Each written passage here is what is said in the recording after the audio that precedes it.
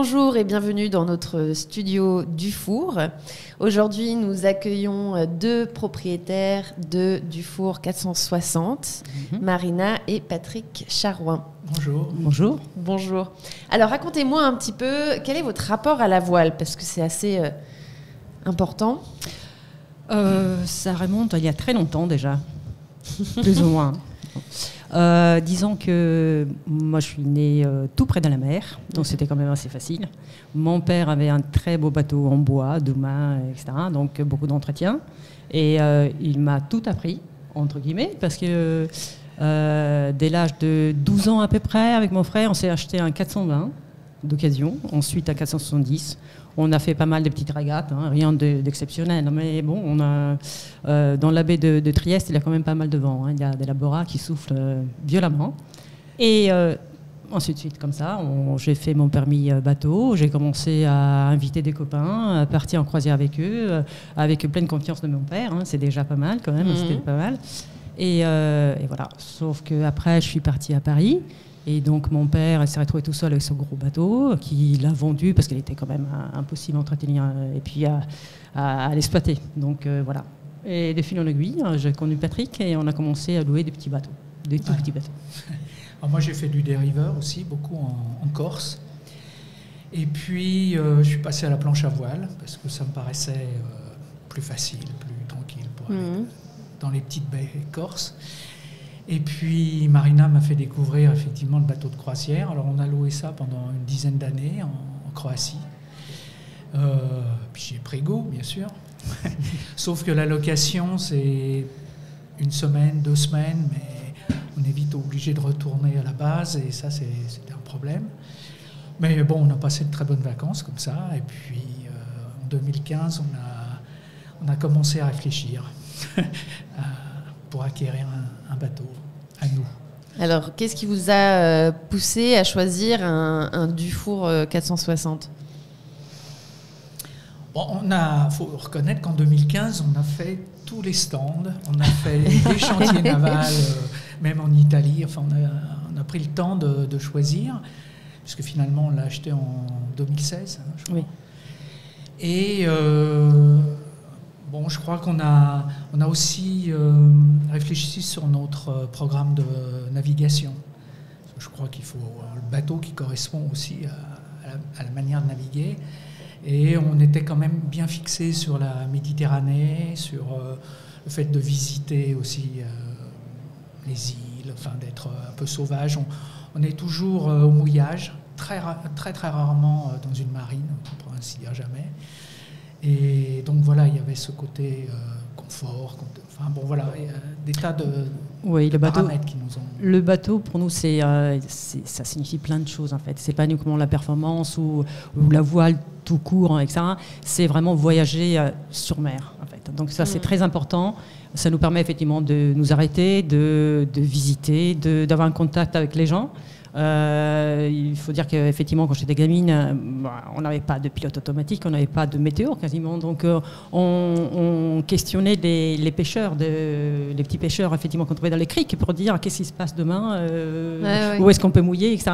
Donc, il y a un attache effectivement à tout ce qui est un peu, ce monde qui est autour de la voile, par des gens, disons, pas des gens, des autochtones, voilà, surtout. Donc, notre programme, c'est plutôt de faire maintenant toute la Méditerranée, en fait. Hein. Donc, il y a de quoi faire, et après, on verra. Vous avez fait quoi, là, jusqu'à présent, d'ailleurs ? Votre bateau est basé où ? Alors, le 460 était basé enfin, notre concessionnaire est à Lignano, en Italie, donc, dans l'Adriatique. Et chaque année, en fait, on laisse le bateau là où on a navigué. Donc, c'est en Croatie, en Grèce actuellement. On était plutôt sur la Grèce, mais je pense que l'année prochaine on va faire la Sicile, puis on passera Malte, Corse, Sardaigne. Voilà. C'est un très beau programme. Oui. Surtout qu'on a de la chance effectivement parce qu'en fait on travaille pour nous, donc c'est facile d'avoir du temps libre. Bon, tout en étant à Paris, on peut pas le faire le week-end, donc on essaie toujours de concentrer ça au maximum en été. Donc on part à 8 semaines d'affilée. Et là, on partage énormément. Donc, on a tout le temps des gens qui viennent nous voir, des amis, la famille. Donc, voilà, tous les 15 jours, on change d'équipage. Et ça, c'est très, très sympa. Très sympa. Et tout le monde en profite. Tout le monde trouve ses marques et tout ça. Oui. C'est quand même assez extraordinaire. Forcément. Alors, vous passez d'un 460 à un 470, j'ai entendu. Oui. Pourquoi ce choix ? Alors, il y a une opportunité parce que... Voilà, le 460, on l'aurait bien gardé, on l'aurait gardé. Et puis, on nous a proposé, il était en excellent état après 5 ans de navigation, il était comme neuf, c'est ce que tout le monde nous disait. Et donc, on nous a fait une offre pour le bateau. Et on avait rencontré il y a 2 ans sur le salon, ici, Umberto Felci, qui nous avait parlé du 470 qui venait de Dessines. Voilà. Entre architectes, comme ça, on a un peu parlé de... Elle nous a bien titillé, en fait. Donc, il était très fier de ce qu'il avait fait, je crois. Et ce n'est pas un caprice, c'est pas ça. C'est qu'on a eu vraiment une opportunité. Et puis, on s'est rendu compte qu'effectivement, surtout notre fille, la cadette, elle est vraiment très, très passionnée de voile. D'accord. Donc, on espère qu'un jour, elle pourra effectivement suivre... pas nos pas, mais les pas de quelques bons marins, en fait, faire son permis, passer son permis, et puis en profiter d'un bateau un peu à meilleur état, un peu plus jeune, et peut-être plus performant. Là, on verra bien. Donc, on a fait le passage et on l'a réservé au mois de juin, juste après une visite du chantier du Four à La Rochelle, avec Stéphane. Et on n'avait pas trop de surprises, quoi. On a reconnu, on avait déjà nos marques, mais c'est un bateau il y a une vraie progression entre le 460 et le 470. Oui. En termes de taille, le cockpit est magnifique. Je crois que c'est vraiment la grande réussite du bateau. On est sensible au design aussi. Donc, en fait, on regarde tout cela, on regarde les matériaux, on regarde les finitions. C'est un peu un... Aussi, voilà, si vous êtes architecte, oui, tous les deux. Oui, c'est un peu un défaut professionnel presque, mais il faut vivre avec. Donc. Et c'est aussi pour ça qu'on a choisi Dufour à l'origine. Parce que c'est celui qui... Il y avait peut-être ce côté, le style italien, comme on est... un couple franco-italien, donc forcément, ça nous a parlé. Ça joue. Mais quand il est sur l'eau, quand on voit un Dufour sur l'eau, il y a une ligne qui n'est pas celle de ses concurrents. Voilà. Et ça nous a beaucoup plu. Et sur le 470, donc le cockpit est très très bien conçu. Enfin voilà, moi je trouve qu'il y a un vrai plus. Par rapport au 460. Alors, racontez-nous, vous avez été sur le chantier à La Rochelle. Comment s'est passé vos interactions avec l'équipe du Four ? Alors, on était passé une première fois, donc pour le 460, on avait visité notre bateau, celui qui était en fabrication, c'était un autre. Donc on avait fait la connaissance de Stéphane Villesaut à l'époque. Et c'est vrai qu'on a échangé comme, en tant qu'architecte, comme on pourrait le faire, je ne sais pas, quand on visite une maison. Une maison, oui. Voilà. Donc avec les choses qui nous plaisaient, vraiment qui étaient des vraies trouvailles d'ergonomie, de confort. Et puis aussi en faisant quelques critiques. Parce que c'est comme ça qu'on progresse. Ouais, c'est pas tellement les critiques. Des retours. On voulait plutôt savoir jusqu'où on pouvait personnaliser le bateau. Et déjà, il y avait plusieurs déclinaisons, en fait. Mais on avait une demande un peu particulière. Donc, avec Stéphane, on avait étudié si on pouvait aller un peu plus loin et puis l'adapter un peu plus à nos besoins. Puis finalement, on a compris qu'effectivement, là, toute une chaîne de montage, c'est très logique, ce qui est mis en place. Donc, on a vite compris que c'était une demande un peu farfelue, pas très bien appuyée non plus, pas justifiée. Voilà. Et on a très bien fait, parce que c'est vrai qu'on a eu un bateau qui était impeccable. On n'a pas eu besoin de changer, mais même pas une micro-vis. On était vraiment...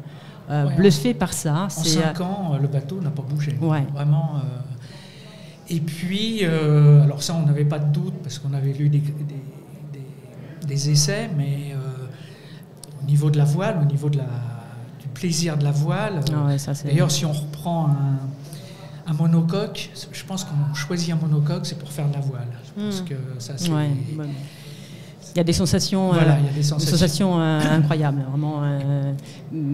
Et c'est un bateau très facile, parce qu'il faut penser qu'effectivement, nous, on navigue, on invite des personnes, mais finalement, on le mène à deux. Et Oui. c'est tout à fait faisable, en fait. Au départ, j'avais quelques doutes, parce que je venais effectivement d'un vieux bateau en bois, lourd, difficile à porter, un peu ardent, et ça. Et là, c'est presque comme un dériveur. Et c'est vrai qu'on a invité des jeunes qui n'avaient jamais fait du bateau. Ils prennent la barre, et c'était vraiment un peu la course, à prendre la barre, à vouloir mener le bateau, même avec 20 nœuds de vent, parce qu'en Grèce, il y a quand même du meltem. Donc c'est un bateau qui pardonne aussi et qui donne beaucoup de sensations. Ça, c'est Puis un bateau sûr, parce que c'est vrai qu'on n'est pas toujours avec des gens qui ont le pied marin. Les invités qui sont un peu la première fois qu'ils montent sur un bateau, hein, ça nous arrive. Et c'est un bateau qui est sûr, qui reste bien. Bien sûr, on va à la gîte et tout, mais il reste quand même très sécurisant. Je dirais que la banquette arrière aussi, que tous les bateaux n'ont pas, enfin tous les concurrents n'ont pas, c'est vraiment un plus, en dehors de la plancha qui est cachée dessous, mais je trouve que c'est quelque chose qui est rassurant, quoi. Voilà, ça c'est des détails comme ça qui nous ont plu dès le départ. Alors sur le 470, alors on a fait un passage quand même entre la cuisine en long qu'on avait sur le 460, qu'on avait choisi notamment parce que les hublots étaient dégagés, le hublot de coque était dégagé, donc il y avait la vue sur le plan d'eau. Et on est passé pour le 470 à la cuisine frontale qui présente l'avantage de donner beaucoup d'espace à toute la partie séjour, enfin salon carré, on va dire. Voilà.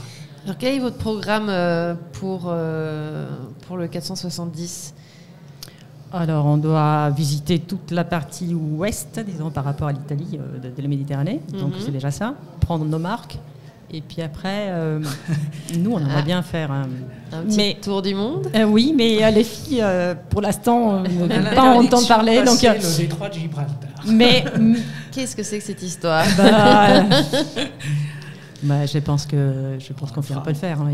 Oui, parce qu'on aura de plus en plus de temps, effectivement. Puis donc, le bateau c'est notre. C'est un bateau qui ne présente pas. Oui, c'est sûr qu'avec un bateau comme ça, ça donne des ailes. Ouais. Très bien. Écoutez, merci beaucoup d'avoir témoigné de votre expérience avec votre 460 et bientôt votre 470. On vous souhaite éventuellement donc un bon tour de Méditerranée, ça c'est certain, mais pourquoi pas un bon tour du monde. Pourquoi pas. Merci beaucoup. Merci. Au revoir.